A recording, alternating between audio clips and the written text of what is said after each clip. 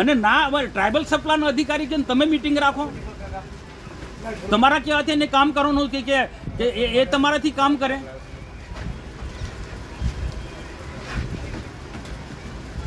પણ મને બતાવો, મિનિસ્ટરે તમને કીધું હોય તો મને પત્ર બતાવો.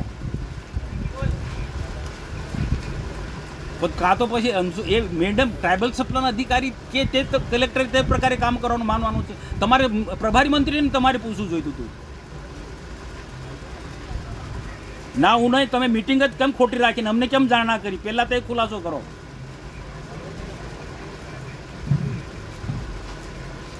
હા પૂછો. આ રીતના કોઈના દબાણથી મિટિંગ નહીં રાખો તમે. ના ના, ખોટી વાત છે. જો તમે બીજા ધમકી આપતા હશે ને એના કરતાં ડબલ ધમકી મનસુખ વસાવા આપી શકે છે. તમે જાણો ને. તો સભ્ય સચિવ અંશુ હિલસેન એ કલેક્ટરના આદેશ પ્રમાણે કામ કરી, કલેક્ટરે એના આદેશ પ્રમાણે કામ કરવાનું છે. તમને પ્રભારી મંત્રીએ એમની સૂચના આપી તો તમારે પ્રભારી મંત્રીને પૂછવું જોઈતું હતું.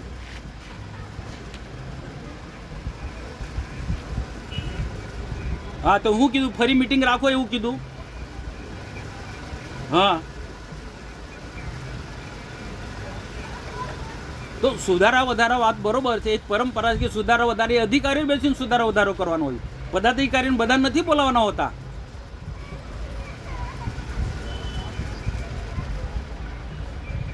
તો પ્રભારી મંત્રી આંખો મીચીને તે વખત સહી કરી, કાં તો તમે લોકોએ પ્રભારી મંત્રીને ગેરમાર્ગે દોર્યા છે. નહીં, મારો સીધો તમારા પર આક્ષેપ છે કે પ્રભારી મંત્રીની મિટિંગ થઈ તે વખતે ટ્રાઇબલ અધિકારી અને તમે લોકોએ આ પ્રભારી મંત્રીને ગેરમાર્ગે તે વખતે દોર્યા છે.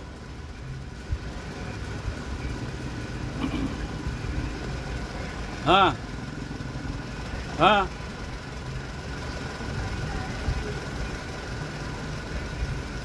તો આપણે જે મંજૂર કર્યું એના પછી કોણે બદલ્યું? ના બદલી, કોઈ ના બદલી શકે. એક વખત પ્રભારી મંત્રીની અધ્યક્ષતામાં મિટિંગ મળે જિલ્લા કક્ષાની, પછી કોઈની તાકાત નથી કે કામ બદલી શકે છે. અને એ રાખો તો એ ગેરકાયદેસરની મિટિંગ છે, એ ના રાખી શકાય. હું તો મુખ્યમંત્રીને લખું છું. આ સરમુખત્યારશાહી ચાલી રહી છે આ તો. અને મીટિંગ ફરી રાખ્યું હોય તો પ્રભારી મંત્રી જાતે આવવું જોઈએ અહીંયા. આવી રીતના થોડું ચાલતું હશે.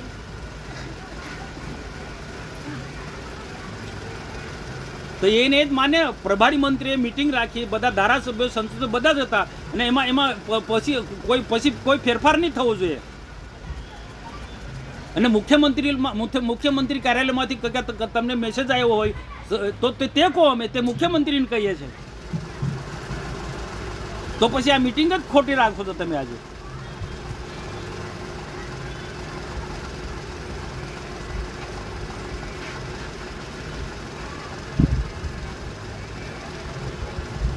અરે પણ એ જ રાખવાનું હોય સાહેબ. મારી વાત તમે સાંભળો. જિલ્લા કક્ષાના મિટિંગ પ્રભારી મંત્રીના આદેશ સ્થાને મળતી હોય અને પ્રભારી મંત્રીએ બહાલી આપી દીધી હોય તો એ જ રાખવાનું હોય. અને કદાચ કોઈ કારણસર ફેરફાર કરવો હોય તો એ તમારી કોર કમિટીની હોય છે. એમાં તમે હવે 5-10% કામો ફેરફાર કરી શકો. આખું આયોજન ના ફેરફાર કરી શકો. તો આજે તમારા અધ્યક્ષ સ્થાને મિટિંગ હતી એટલે શું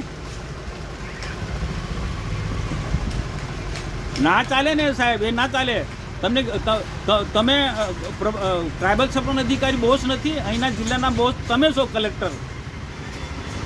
તમારે નિર્ણય કરવાનો છે મિટિંગ રાખવાની કે નહીં રાખવાની.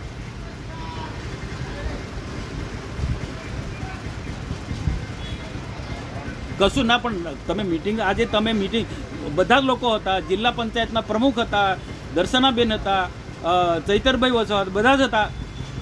તો આ બધાને બોલાવવાની જરૂર નથી પડતી. મારે કહું આ મિટિંગ જ તમારી ગેરકાયદેસરની છે. અરે જે પ્રભારી મંત્રીએ જે ફાઇનલ કરવું એ જ હોવું જોઈએ, કોઈ ફેરફાર ન હોવો જોઈએ. હા હા હા. આજે નર્મદા જિલ્લા ગુજરાત પેટર્ન અને ફોરેસ્ટ વિભાગના આયોજનની બેઠક હતી, વનબંધુ કલ્યાણ યોજનાની, FRAની. હવે કલેક્ટર શ્રી નર્મદા અને રાજપીપળા ટ્રાયબલ સપ્લાન અધિકારી આ બંને નેતાઓ આદિવાસી આગેવાનીને અંદર લડાવવાના ધંધા કરે છે. આજે જે મિટિંગ હતી એની મને જાણ જ નથી કરી, અને આ જ મિટિંગ અગાઉ થઈ ગઈ, તાલુકા મિટિંગ થઈ ગઈ, જિલ્લા કક્ષાની મિટિંગ થઈ ગઈ. પ્રભારી મંત્રીએ એને સર્વાનુમતે મંજૂર કર્યું. પ્રભારી મંત્રીના મિટિંગ પછી આ મિટિંગ બોલાવવાની જ હોય નહીં, પણ કલેક્ટરશ્રી અને ટ્રાયબલ સપ્લાન અધિકારી કઈ રીતના આજે આ મિટિંગ રાખી એ જ મને સમજાતું નથી.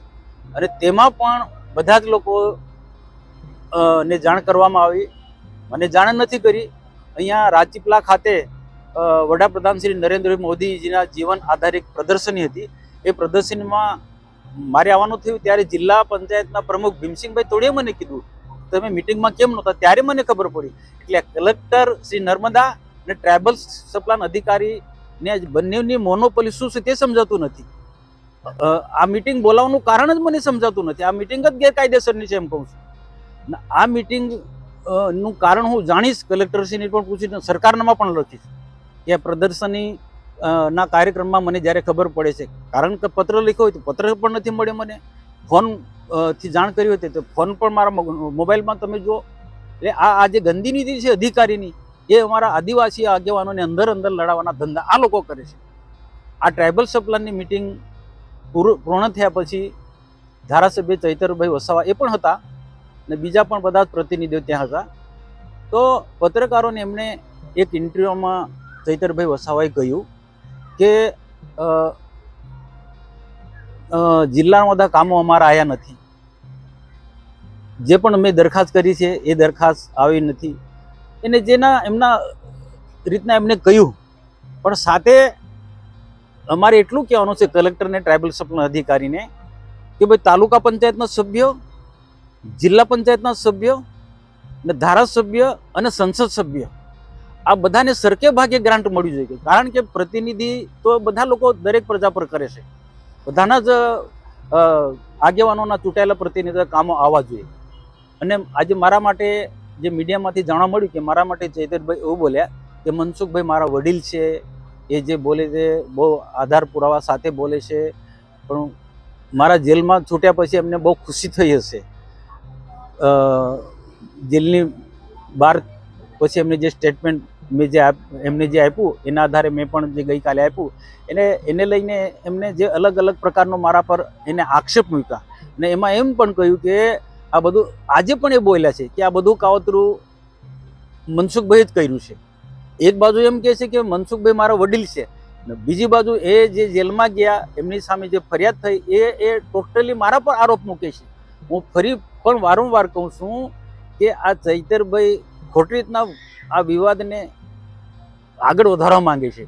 હું આ વિવાદને શાંત પાડવા માંગુ છું ને એ વિવાદને આગળ વધારવા માંગે છે. મારા પર ખોટો આરોપ થતો હોય તો મારે તો લોકોમાં ગેરસમજ ના ઊભી થાય એના માટે સ્પષ્ટતા કરવી પડે, જવાબ આપવો પડે કે જે ચૈતરભાઈએ સંજયભાઈ તાલુકા પંચાયતના પ્રમુખને છૂટો મોબાઈલ માર્યો, છૂટો ગ્લાસ માર્યો, એ ઘટના મેં જોઈ નથી. પણ ત્યાંના ઉપસ્થિત પ્રાંત અધિકારીથી માંડીને બધા જ લોકો, અમારા પાર્ટીના આગેવાન મોતીસિંહ વસાવાથી માંડીને બધા જ લોકોએ કીધું કે આવી ઘટના ઘટી. અને સર, આજે જે નર્મદા કલેક્ટર કચેરી ખાતે જે એટીવીટીની બેઠક હતી એમાં શું મુદ્દાઓ પર ચર્ચા થઈ છે? સૌપ્રથમ તો આ મિટિંગમાં આવીને હું કલેક્ટર સાહેબને મળ્યો અને એમને કીધું કે જ્યાં પણ મિટિંગ થાય ત્યાં CCTV કેમેરા ચાલુ હોવા જોઈએ, અને એક વ્યક્તિ લાઈવ રેકોર્ડિંગ કરનારો હોવો જોઈએ. બીજું કે અંદર કોઈ પણ કાચની વસ્તુ હોવી જોઈએ નહીં, કેમ કે આજે 13 કરોડ જેટલા FRAનું આયોજન હતું, 60 કરોડ ગુજરાત પેટર્નના યોજનાનું આયોજન હતું, જેને લઈને અમે બેઠા હતા. પણ આયોજનમાં કલેક્ટર સાહેબ અધ્યક્ષ હતા, એમને મેં રજૂઆત કરી છે. આયોજનમાં દર વર્ષની જેમ આ વર્ષે પણ બહારની એજન્સીઓ, કોન્ટ્રાક્ટરોના બિનજરૂરી કામો મંજૂર કરી દેવામાં આવ્યા છે.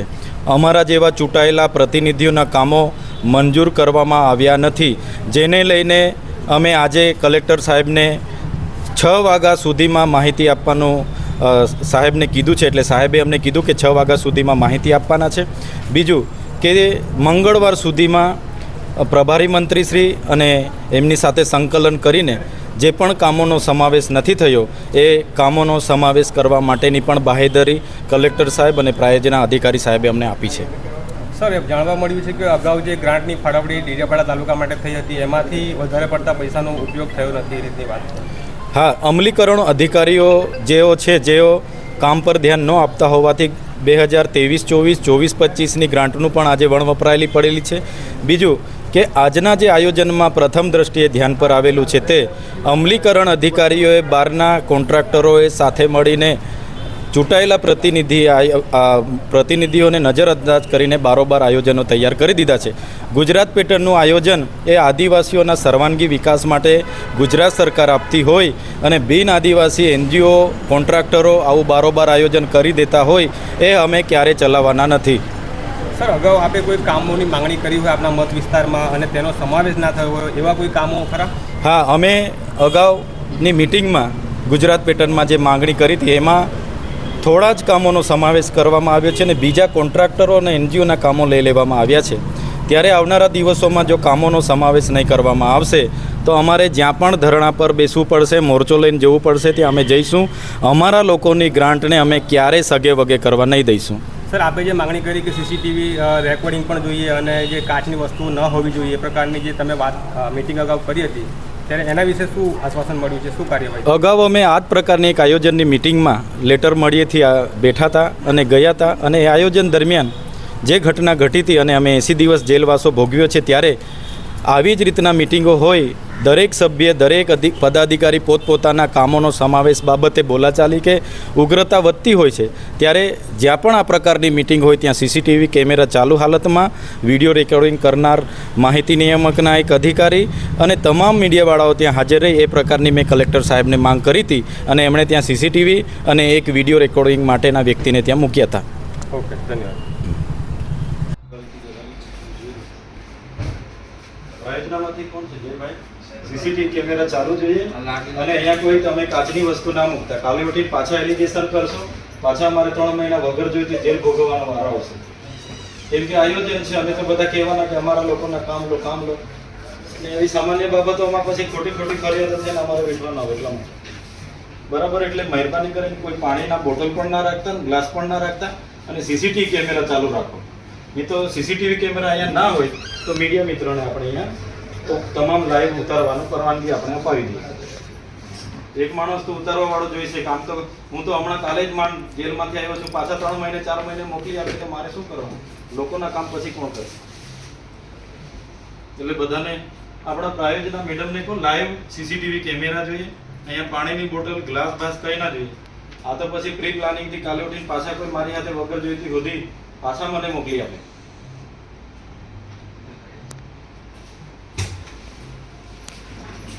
એટલે તમને પહેલા કહી દઉં છું એટલે પાછળથી એવું ના થાય કે ધારાસભ્ય અમને જાણ નથી કરી. આ તમને કીધું એટલે તમને જે પણ વિભાગની મિટિંગ છે પ્રાઇવેટના વિભાગની તમારા લેટરથી જ હું આવ્યો છું એટલે પાછું કાલે ઉઠીને એવું ના થાય કે આ ઘટના ઘટી એવું. એટલે આ તમને પહેલા જ હું ચોખવટ કરી દઉં છું.